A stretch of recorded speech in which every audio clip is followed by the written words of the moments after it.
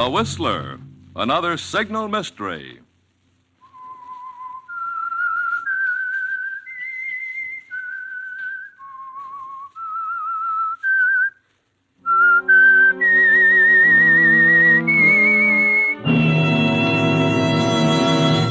I am the Whistler.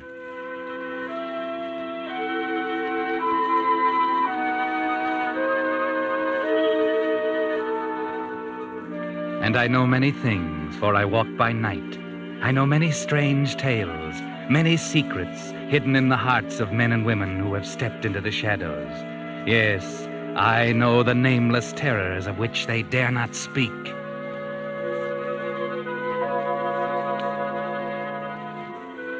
Tonight, the Signal Oil Company, marketers of Signal's famous Go Farther gasoline and motor oil, bring you another in a series of strange tales by The Whistler, the story of the wild moors and strange people of Devon. Listen to Local Storm.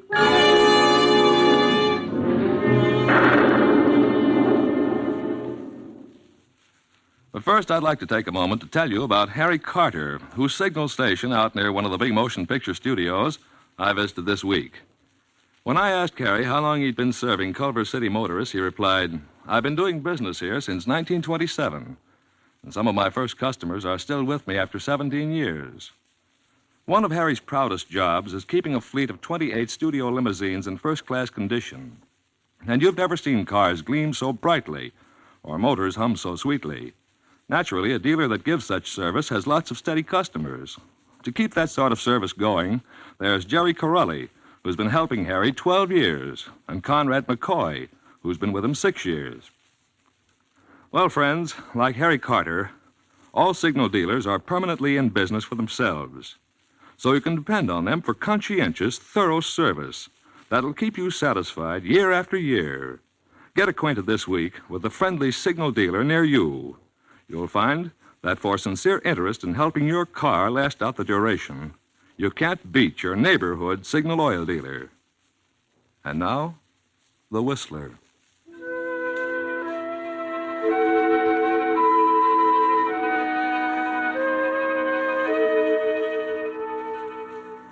On the southwesterly tip of England, deep in the wild moors of Devon, lies the little village of Stone Cross.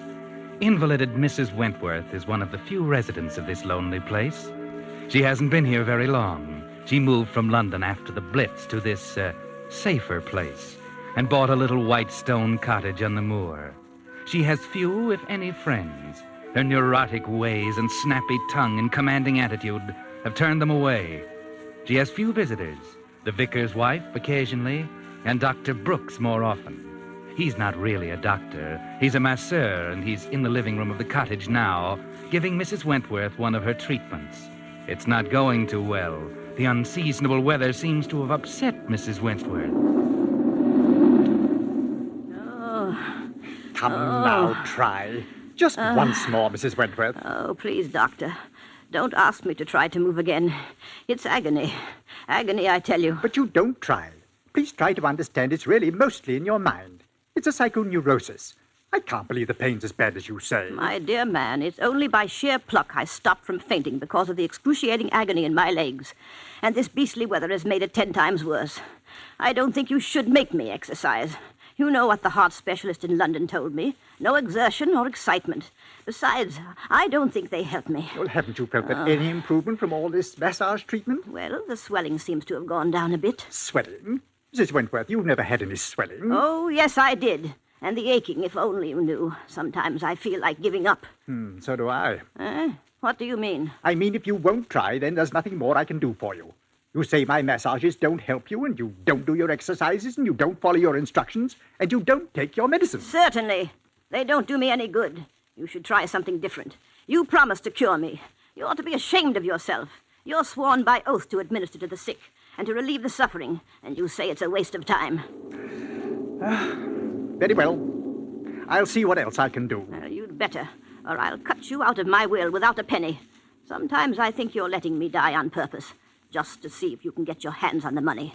But let me tell you this. If I don't feel better, a lot better very quickly, I'm going to get a fresh will drawn up. Now, please don't say foolish things, Mrs. Wentworth. I don't need your money.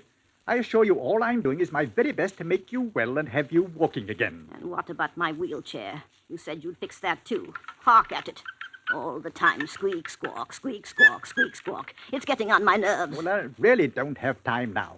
I have to be back at the village hall by 6 to assist at the post-mortem. Post-mortem? Who on? Old Mrs. Lynn.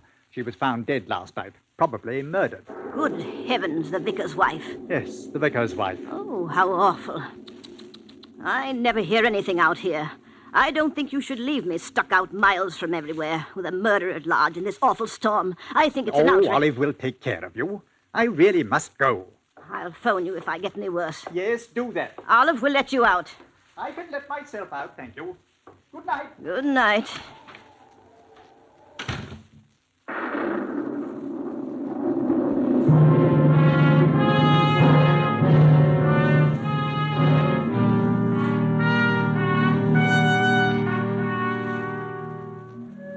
But Dr. Brooks didn't go to the village. If she could have watched him, she would see him making his way through the wet, rotting vegetation of the overgrown garden to the rear of the cottage.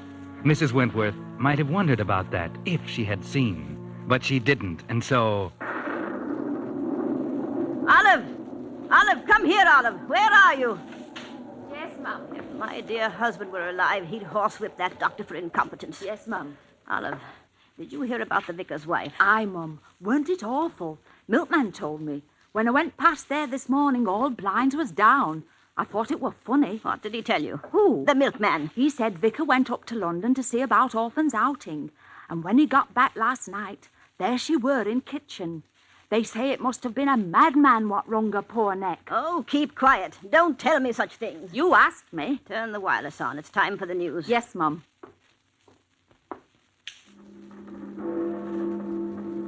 That's right. Leave it there. Anything else, Mum? No, I don't think so. Yes, Mum.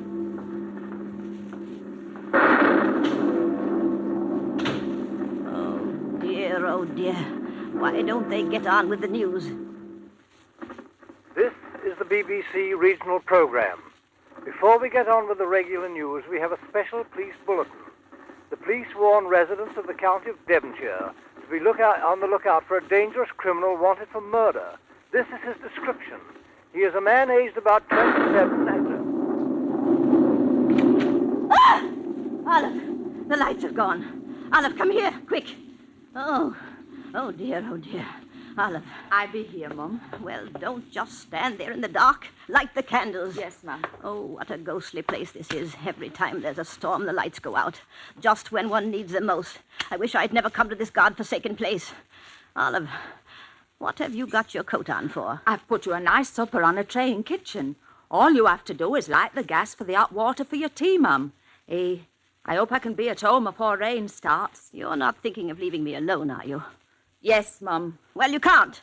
Dr. Brooks left strict instructions. I was not to be left alone. It be my early night, Mum. You don't seem to understand. I'm too ill to be left alone in this dreadful storm. And Sorry, Mum, but my husband has to have his supper. Come storm or no storm. Nothing hinders his appetite. Oh, please stay. A little while tonight. There's a good girl. Just till the lights come on again, eh? You can see fine now, Mum. Ain't no good being afraid on thunder. Thunder never hurt no one. I forbid you to leave this house. But I got to, Mum. I warn you, Olive. If you go now, I'll cut you and your husband out of my will. I'm an old woman. I won't live much longer. So don't do anything you'll be sorry about later. I have to go, Mum. You don't know George when he's kept waiting. Please don't, Olive. Please don't go. If you'll stay, I'll give you that hat and that coat you liked in the village. I'll buy it for you tomorrow. I'm so afraid. I'm old and I'm lonely. I'm dreadfully afraid. Please say you'll stay, Olive. Sorry, Mum, but I've got to get home. I'll be back in morning. Good night. How can you be so unkind, you ungrateful girl? Come back, Olive, come back.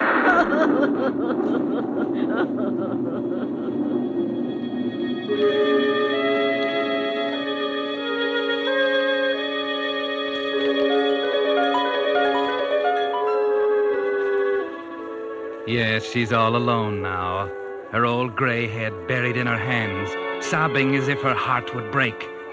She stays that way for perhaps a quarter of an hour in the flickering candlelight. The only sound, the thunder and her sobbing, and then...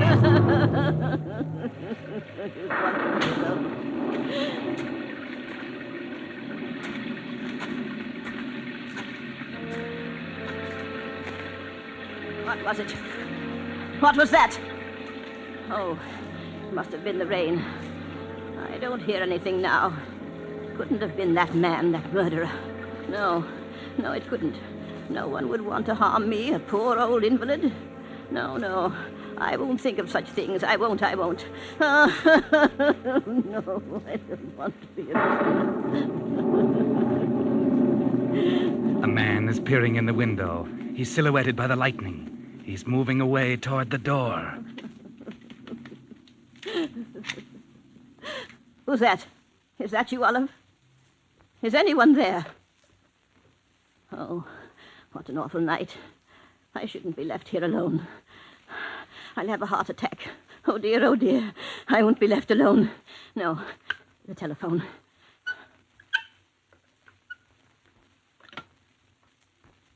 Why doesn't she answer? Oh, why doesn't she answer me? What number, please? What number, please? I want Waterfield, 1702. Waterfield, 1702. Yes.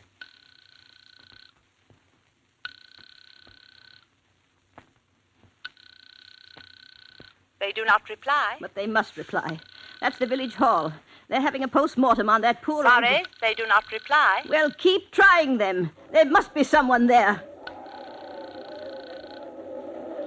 The man is in the room now. I can just see him in the dim, flickering candlelight. He's hiding in the shadow of the doorway. She has her back to him as she sits hunched in her old wheelchair, trying to get the doctor on the phone. Hello? Oh, what is the matter with the phone? Hello?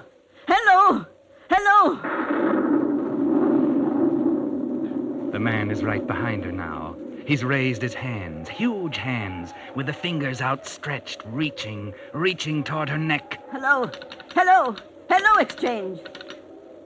Oh, drat the phone, drat the whole blessed place. What a place. What am I to do? What was that? I could have sworn I heard... Who's there? Oh, there's someone right behind me. Who is it? Who? Ah!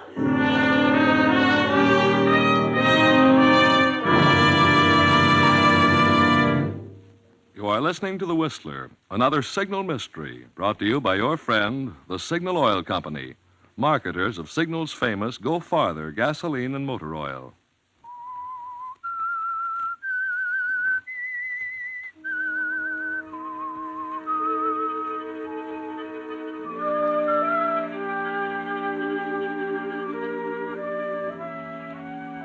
As the storm clouds thunder across the countryside, the invalid, Mrs. Wentworth, left alone in her solitary cottage at the edge of the moor, is startled by a hulking figure intruding into her living room. Could it be the murderer who is roaming the countryside? Could it be? Who are you? Evening, Mrs. Wentworth. Hope I didn't frighten you. Oh, it's you, George. Yes, you did frighten me. I knocked, and as you didn't answer, I thought better come on in, see how everything were all right. Well, thank you, George. I'm very pleased you did. I told Olive I didn't want to be left alone, but she had to go and get your supper. I know. I just seen her. She told us how thunder had made you a bit jumpy. So I told Les, never mind about my supper, I said. I'll go and cheer the old girl up. Won't be long, for he has you laughing like a 16-year-old. Oh, George, you shouldn't talk like that. You really are a one, you are. Come here by the fire and get warm, eh? What you need is a drop of parsnip wine. Get roses back in your cheeks. I'll get it for you. Oh, you're a good boy. Get my supper, will you, George? It's all ready. Olive left it on a tray on the kitchen table. Won't be a couple of shakes or duck's tail. Oh, what a difference it makes if you aren't all alone. I didn't think I was going to eat a thing.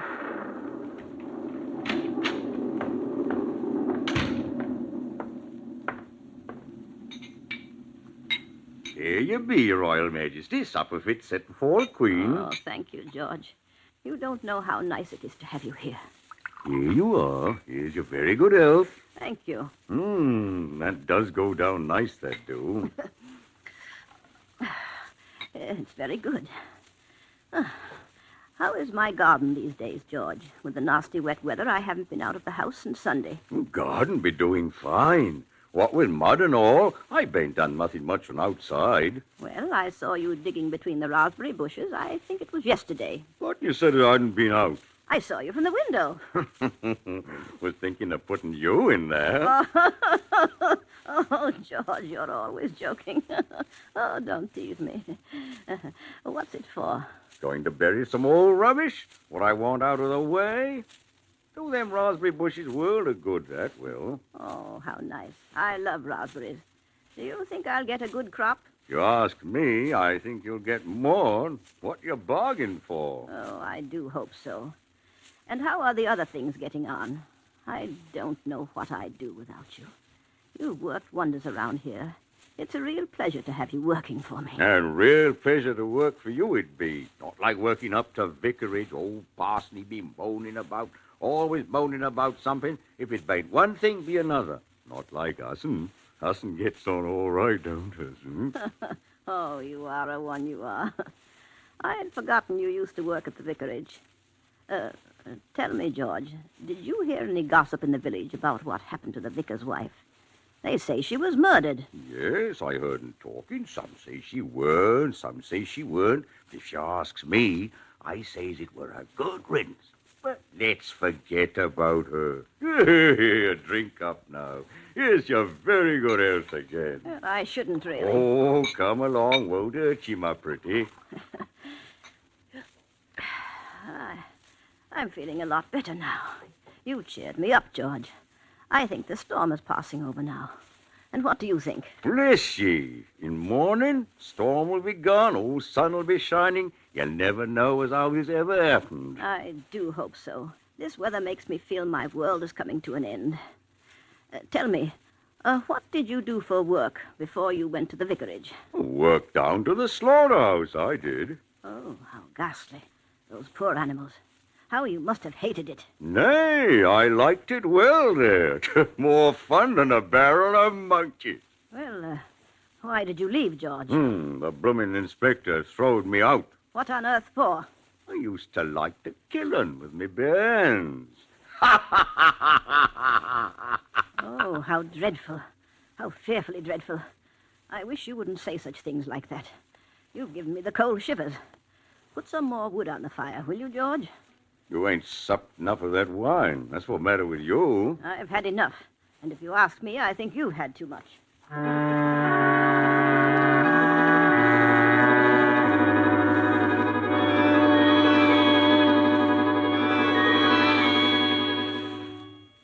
George gets up and puts more wood on the fire. The blaze gives long, weird, fantastic shadows to the scene as he moves behind her chair. He's looking at his great hands now. He's slowly raising them to the level of Mrs. Wentworth's old neck. She doesn't turn, but she's tensed up. She seems to sense her danger. What are you up to, George? Let go of my chair. Stop pulling at wheels. You ain't going nowhere. Let go. Shut up and hollering. Hollering won't help you. You must be mad. The murder. That hole you've been digging. Those poor animals. Please listen to me. You can have anything you want. You won't tell it no tales of this You away. can have my money, all of it. I'll give it to you. I'll get it. Don't you worry about that. Now hold still. I'll get it over quick like. It won't hurt you. Please let me go. Please. Don't. She's struggling, trying to move the chair by pulling at the wheels, but he holds it easily with one hand, while with the other he's reaching for her scraggy, fragile old neck. At the touch of his fingers, she struggles up from her chair and runs from him.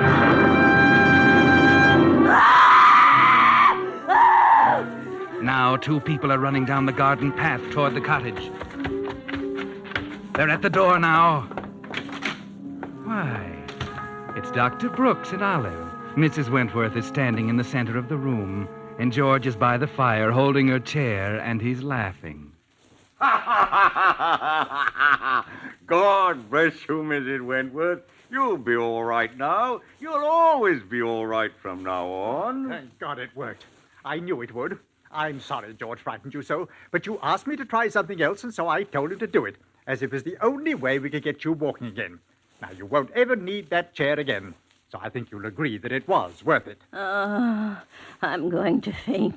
Leave her alone, Olive. She won't faint. How dare you trick me like this? I'm desperately ill.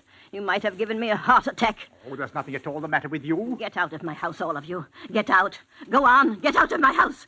I'll see you're all sorry for this. He don't want to be well. You know what you'll be. You'll be an ungrateful old witch on wheels, and I hope you get struck like it. Get out! Get out, do you hear? You'll be sorry. The lot of you'll be sorry. I'll cut you all out of my will, all of you. Well, I'm certain that's all right with us, Mrs. Wentworth.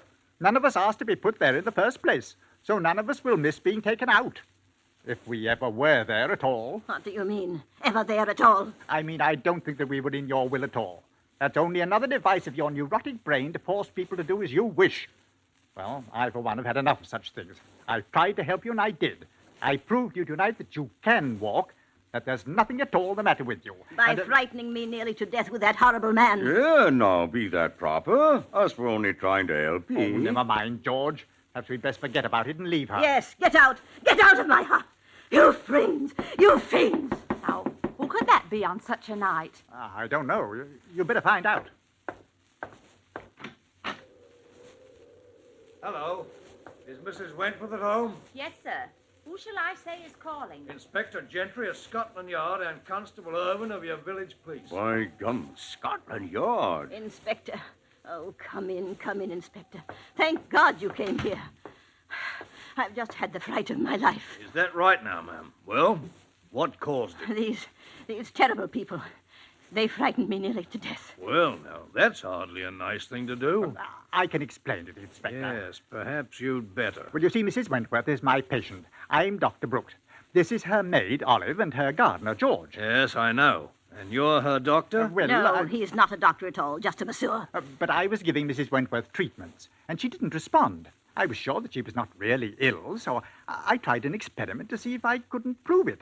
And I thought she would, of course, realize that I was trying to help her. Oh, and what was the experiment? Frightening me to death, making me think George was going to murder me. Oh. Well, yes, you see, there'd been all this talk about the murder of the vicar's wife, and I asked George to come in here when she was alone tonight and act as if he intended to strangle her.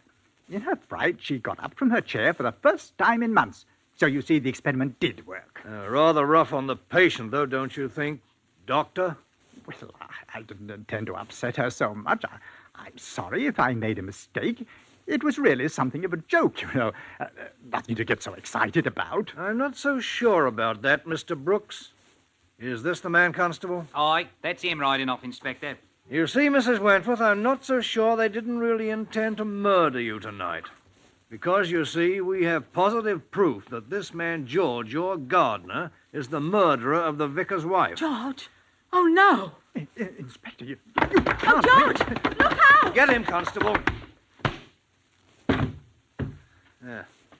Good show, Constable. That blow should hold him for a while. Inspector, I'm sorry. I had no idea. I'd never have done such a thing if I'd known. Perhaps not. You're not thinking that I could have been planning a murder with George? I didn't say that, Dr. Brooks. Do you have a guilty conscience? Oh, no, of course not. Mrs. Wentworth would tell you. I'm one of her best, her only friends here in the village. She'll tell you. Wait a minute. Mrs. Wentworth. Mrs. Wentworth! Oh, Mrs. Wentworth. Good heavens. I don't think Mrs. Wentworth will tell us anything, Dr. Brooks. And I'm just wondering. Wondering? What? Whether the law considers frightening a person to death murder.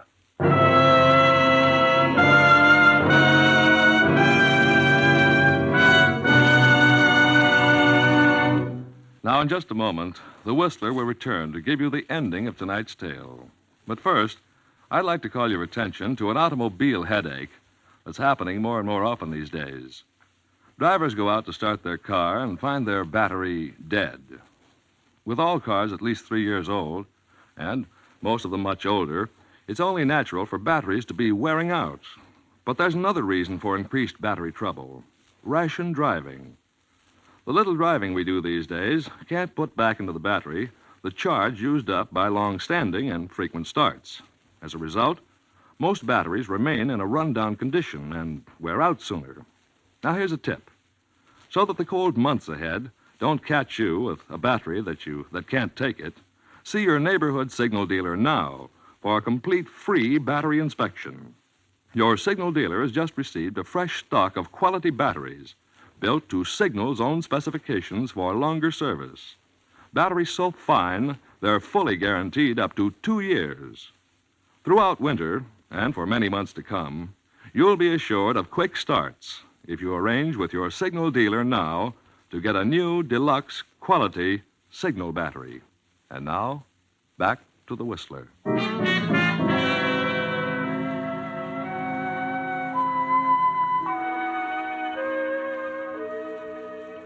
Well, that was rather a drastic cure Dr. Brooks used on Mrs. Wentworth, wasn't it?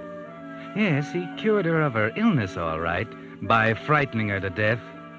You see, Dr. Brooks dreamed up that character for George, the character of a man who just loved to strangle things and people with his big, strong hands.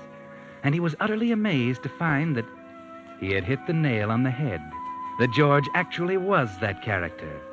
George probably would have murdered Mrs. Wentworth some night anyway, just as he did his other gardening client, the vicar's wife. Quite a coincidence, wasn't it? So much a coincidence, in fact, that the police wouldn't believe it could be a coincidence, especially after they found out Dr. Brooks had a good motive for murder. Yes, you see, the good doctor was surprised to find that the old lady had named him in her will. Her death would bring him a tidy fortune. Another coincidence? Well, just one too many, I'm afraid. No jury will ever believe the good doctor's protestations of innocence. No, I'm afraid the good doctor will find himself convicted of a crime he didn't commit. A crime that wasn't a crime at all. The murder of Mrs. Wentworth.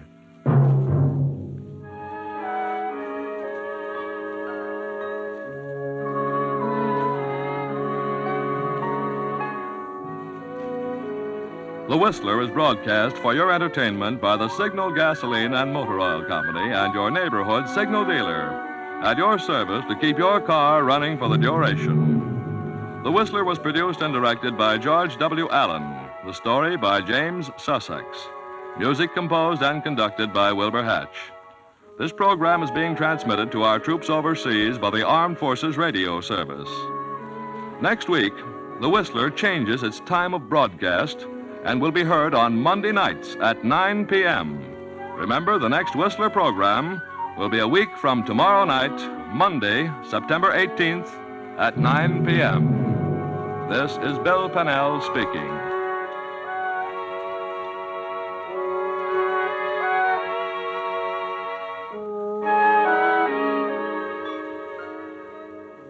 This is CBS, the Columbia Broadcasting System.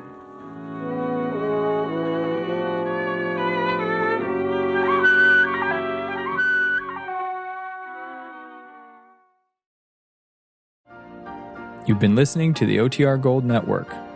Find more classic radio at otrgold.com.